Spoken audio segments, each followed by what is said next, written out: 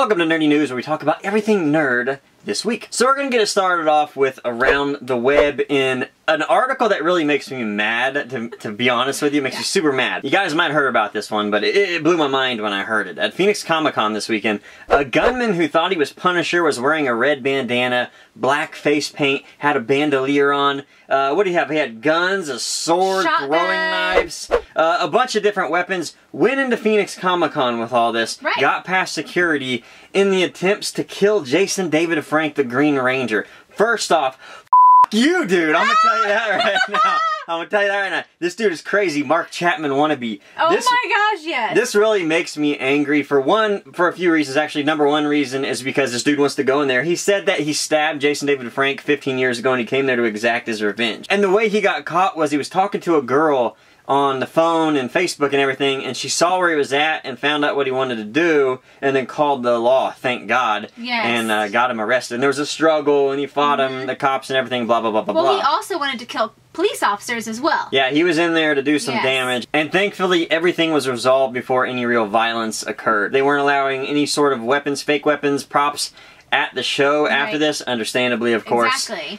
So it makes you wonder if that's going to be something in the norm in the future. It seems Hopefully like it not. will be. Hopefully not, though. That does kind of ruin a lot of things. But it's always that one guy who ruins everything. Right. They have a weapons checking station, and he bypassed that after he made it through security. So they had the protocols there. He just didn't go through with it. Didn't seem like Jason David Frank was too phased, because if he didn't have weapons and he went against Jason David Frank, you're getting beat down. I mean, you just gotta look at Jason David Frank. He's like Chuck Norris. Don't mess with him. He is the new Chuck Norris. That's right. Super exciting news this week for Harry Potter fans. Universal Studios announced they're going to have the nighttime lights at Hogwarts, and it's going to be on June 23rd. These are going to feature illuminated projections against Hogwarts Castle, accompanied by music arranged by Academy Award-winning composer John Williams.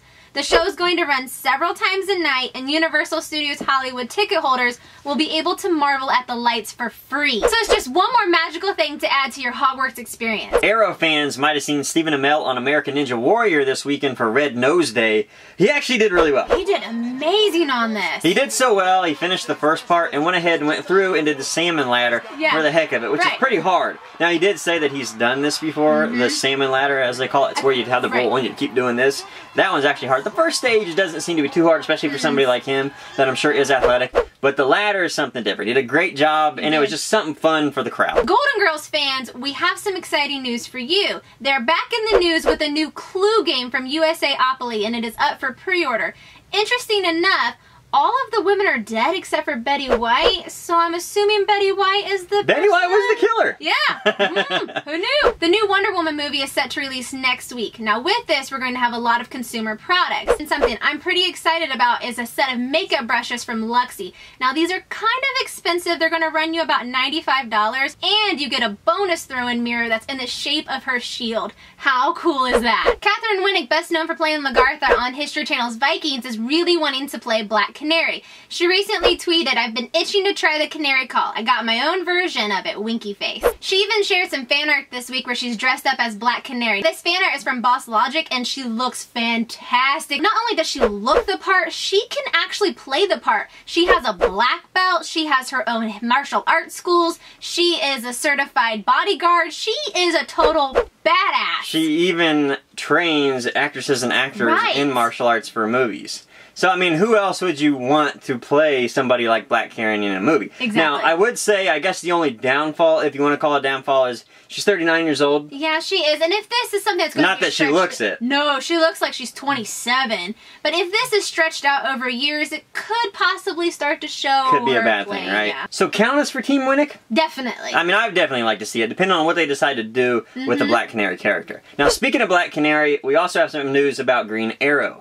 Charlie Hunnam has said, or he's making a little push like, hey, call me DC, I'd like to talk, maybe I could be Arrow. Now, obviously he looks like Arrow. If you're looking for somebody that looks like Arrow, this would definitely be the guy. If I was going to pick a few other people to play Green Arrow, if it was up to us, number one, it would be Stephen Amell right away. Of course! You know, they've already said they don't want to do Stephen Amell. I will never understand why they want to, you know, take the television and the movie and separate them. Not a big fan of that. But if we're going to pick a few guys that we think would make great Green Arrows, these would be the guys that we would pick. One of the guys for me would be Christian Bale. I know he's Batman. Bring him back into the world. If you grew his beard long, he looks sort of like he could be an Arrow. He could be, but he's already Batman, so I feel like he shouldn't be Mysterious, Arrow. sort of old, beaten down. Another guy I'd really like to see is Leonardo DiCaprio, just because he's one of my favorite actors. Yeah. I don't know how he would do as Arrow. I think he looks the part. If he grew the beard and everything, he would definitely be great. And his acting is like the best. Leo can play anything. So he could definitely be awesome. I would have to go with Travis Fimmel. He plays Ragnar on Vikings, and I feel like him and Catherine Winnick already have this on-stage presence together, so I think he would do a great job. Plus, he looks like he could be Arrow. One thing that's good about those two, since they already have that nerd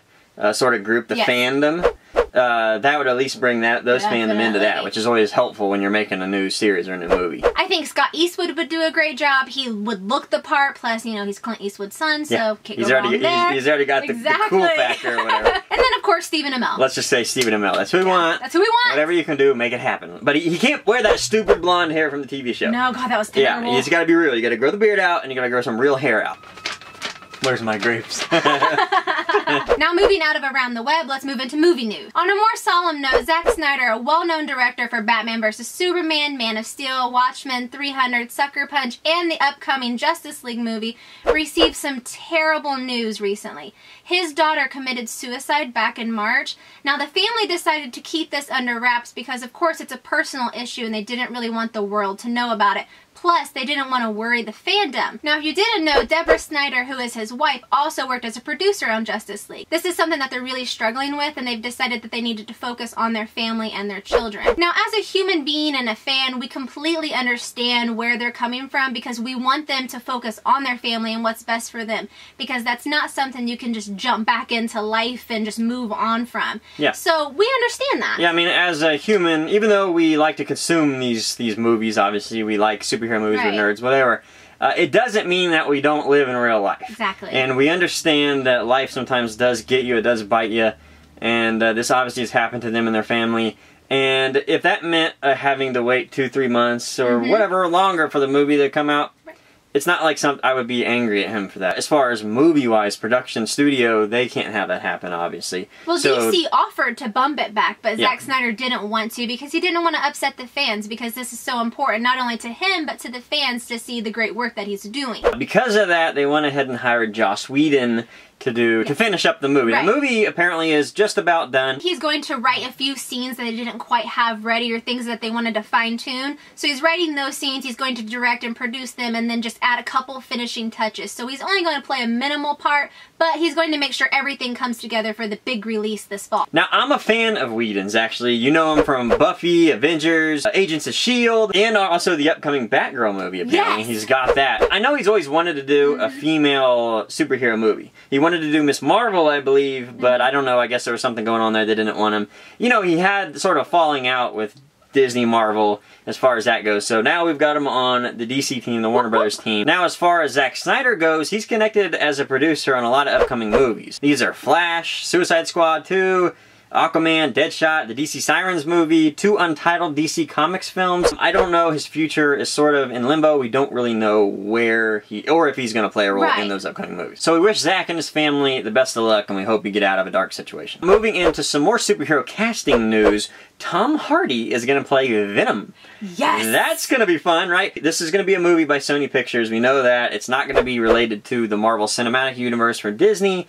So, you know, we don't know if there's going to be any connection there. Probably not, obviously. And we still don't know if Tom Holland as Spider-Man will be within this movie. Sony actually tweeted a picture of Tom Hardy, and it said, Tom Hardy is Eddie Brock in Venom, the upcoming film from Sony Marvel Universe, releasing October 5th, 2018. So we got a little ways to go. Yeah, we do, but that's okay. That's exciting news. Tom Hardy's a great actor, and I think he's going to do a great job as Venom. The script's going to be from Scott Rosenberg and Jeff Pinkner, who did Amazing Spider-Man 2, but the director for the film will be Ruben Fleischer, who did Zombieland. So that's good. We'll see what happens there. The one bad thing, though, is I guess that means Tom Hardy, the rumors are not true about him being a potential Wolverine in the future. I know, it's sad. PlayStation fans and gamers alike are going to be excited. Tom Holland has been cast as young Nathan Drake for the Uncharted movie. Yeah, number one, didn't know there was an Uncharted movie. No! Super excited about that. Uncharted is probably the best series title, anything game that PlayStation has to offer. Of course, it is a PlayStation exclusive game. Mark Wahlberg was actually connected to this movie somewhere. At least that was the rumors.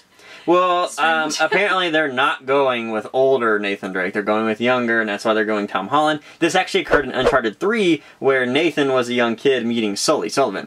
So I don't know if this is going to be a flashback movie, or he's just in it for the flashback, and wherever Mark Wahlberg plays in it, if he plays in it, I'm definitely going to watch the movie. Yeah. Uncharted is great. It's sort of a mix between Indiana Jones and National Treasure.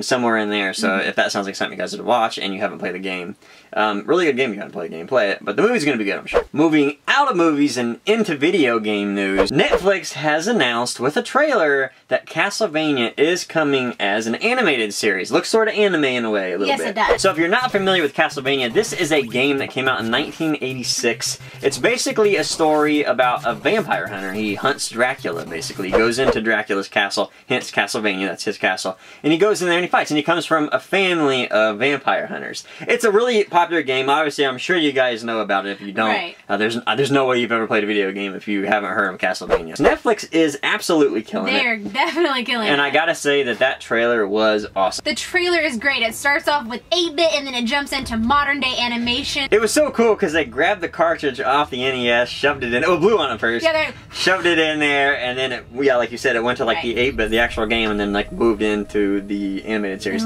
I'm excited for it. I'm definitely going to check it out. It seems to be an anime film or anime TV series, so count me in for that. Are you on the fence of buying the Nintendo Switch? Well, now you might have something that's giving you a little bit more leverage. There's a rumor going around that Call of Duty World War II is going to be coming to the Switch. Now, the rumors come from Activision-owned studio Beanox. They tweeted recently that they're working on something Call of Duty related. So this is kind of big news because Beanox is known for porting games for Nintendo systems like the Wii and the Wii U. So this would only make sense for them to make the transition to the Switch. Now, with those little rumors, we also saw that on the official Call of Duty website, you can now connect your Call of Duty account to your Nintendo account. Now, why would you be able to do that if a Call of Duty release isn't coming to the Switch, and what would that be other than World War II? Also, a gaming site called Bad5 is saying that an anonymous source is confirming that the Nintendo Switch will be getting Call of Duty World War II. And they're supposed to make this a big deal at E3, which I wonder if that means Nintendo will be back at E3. I'm assuming so. I guess this will just be a Call of Duty thing. I'm not really sure. We're going to have to just sit back and wait and see on this one. If true, it's going to definitely be exciting to play Call of Duty handheld. Yes. I'll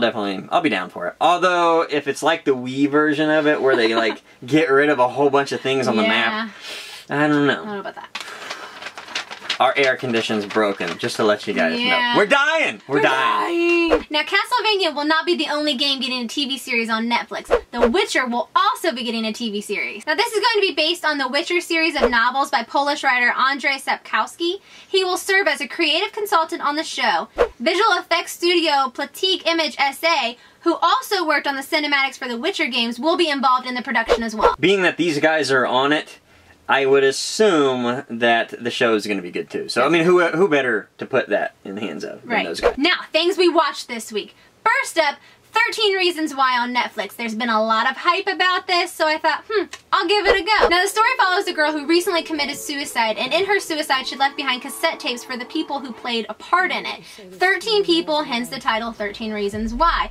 It follows the book series written by Jay Asher. Now, this recently got picked up for a second season, so we'll have to wait and see what happens. Now, if you're not a big fan of intense cliffhangers, I suggest reading the book before watching the series. We also got to see today Pirates of the Caribbean Dead Man Tell No Tales. Now, here's a movie that it's a slow burn, okay? So the movie, it's a little slow in part, but I guarantee you by the end of the movie you'll get everything you wanted if you followed the series since the beginning. It really wrapped up the series in a way that it just makes you feel good. Here is an actual end. They actually did it. They gave the viewer an end where you're like, yes! No, it wasn't the fastest paced movie or the greatest movie, but it was definitely the second best Pirates movie. Definitely. And you do have to stay for an end credit scene. That is a little strange, I'll have to say. It sort of doesn't make sense in a way. So just watch it, and really good movie. I would highly recommend it. Now, some notable comic releases this week. Batman The Shadow #2 is out. Now, I've been reading the first one. This is, I think, a 4-part series. First book was okay, but it is written by Scott Snyder, so I do expect this to be a good story. We also get Scooby-Doo Team Up #26 with Hong Kong Fu, so Hanna-Barbera fans, I'm sure you'll be excited to see both these guys in it.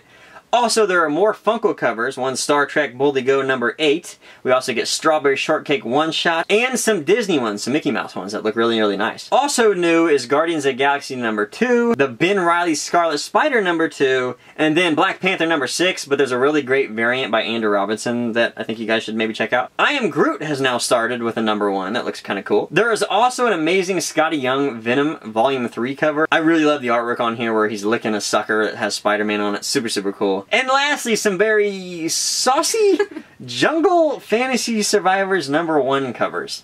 If you're into that kind of stuff. Alright guys, our favorite time into this whole nerdy news, that is toys, collectibles. Let's start off with Prime 1 Studios. They're back, they're expensive, they're amazing, but if you have the money, you want to save the money, they do make some amazing stuff. First up is the Suicide Squad Batman. This guy is going to be $975.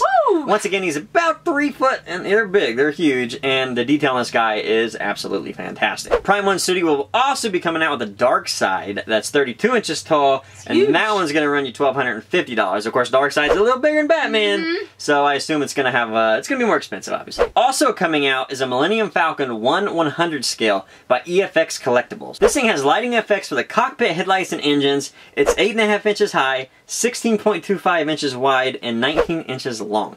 And it's got a $600 price tag. So it's pretty expensive. Honestly, EFX seems to be a little overpriced sometimes. Their helmets are very, very expensive. But this thing looks pretty amazing. Up next from the DC Collectibles line, they're bringing out a new series called Artist Alley. These are little statues that are all going to be about 6 3/4 inch tall, and they're going to be made of PVC. Now they got a few different ones. They got Joker and Harley by High and a New Newligan. These things are pretty neat. These are so nice. I'm really excited about these. I love the design of them. They remind me of something that I would see from like Animaniacs, the style of their knees and their joints. I just really dig these. A whole lot of Warner Brothers mixing in there. That looks really neat. Also from Chris Uminga, there's going to be a Batman and a Superman coming out. Both very fun. I like this series because it gives lesser known artists within the DC world an opportunity to make a statue or a figure or something along that other than an action figure. Usually those big name artists get that kind of stuff. Batman Black and White does a good job giving some of those lesser known artists or just Batman artists the ability to make a statue. Well, this is a PVC vinyl figure. They're limited to 3,000 pieces, and they get a price tag of $35.99. And then finally, what makes this series really fun is it comes with a sketch card, a lot like the Blue Line series does. Captain America fans are going to be excited for this one. Kotobukiya is making a Captain America Modern Myth Art FX statue. This is going to be 12.5 inches tall, made of PVC, and it's going to run you right around $130. Play Arts Kai fans, they're making a Joker variant that is crazy. Yes. This thing has 7 interchangeable faces. It's 11 1/4 inches tall. It has faces that look like a Jester, Red Hood, sort of an Arkham comic feel. It also has a long arm machine apparatus. It transforms into a wheelchair. So I don't know if that's sort of a connection to Killing Joke and Barbara Gordon. I don't know what's going on there, but it seems like this thing has a little bit of a lot of Jokers in it. Yeah, it which does. is really cool. This thing has a price tag of $299, so it's not cheap. This is actually one of the most expensive Play Art Kais I've seen ever. Galactic Toys put up an exclusive pop this week. It is Shinron from Dragon Ball Z. It's a 6-inch tall pop and it's going to be $30. It is selling like hotcakes right now. Yeah, a lot of people wanted this one. Obviously, if you're a Dragon Ball Z fan, you gotta have it. Yes. Like you said, it is flying off the pre-order shelves or whatever. But it is for pre-order, and like all the toys we talk about, we'll put them down in the description for pre-order links. Another exclusive this week was the PX exclusive Negaduck from Darkwing Duck. Now this you're going to be able to pick up at comic shops, FYE, and Entertainment Earth. We'll make sure we put a link down below for everyone. Five Nights at Freddy's fans also got a couple exclusive pops this week. The Walmart exclusive Balloon Boy and the Target exclusive Nightmare Cupcake. These are going to be releasing in mid-June. WWE fans, we've got some new pops this week for pre-order. We're getting Chris Jericho, $1 Million Man with black suit and white chase suit. We're also getting Sasha Banks, Iron Sheik, who also has a chase version, a 2-pack of Enzo and Cass, which is a Walgreens exclusive, a Toys R Us exclusive of Bailey, and an FYE exclusive of Chris Jericho. Now to end nerdy news with my favorite thing this week that was revealed as far as collectibles go, that is the Mighty Jax X-Ray figures from the golden age of DC Comics. I really like the X-Ray figures. If you guys haven't seen them yet, we have a review. I'll put a little eye so you guys can watch that review. Now this mini Justice League is from the golden age of comics. If you aren't familiar with that, that's from 1938 to 1950. So these are going to have some strange uniforms if you haven't seen them yet. Superman, Wonder Woman, Batman, those all look the same, and I'm sure you've seen this Flash. This is a normal Flash. If you watch the TV series, you've seen this, the Jay Garrick Flash. But have you seen this Green Lantern? I bet you haven't. I bet you haven't. This is a very, very cool looking figure. Very rarely will you see the original Green Lantern in any kind of form, especially a dissected X-ray form. So I am super excited to get these. These are available on Mighty Jax's website right now for $20. Alrighty guys, so that was Nerdy News this week. We hope you guys enjoyed. Once again, everything we talked about will be down in the description below with links. We'll see you guys next time. Thanks guys. Bye. Bye.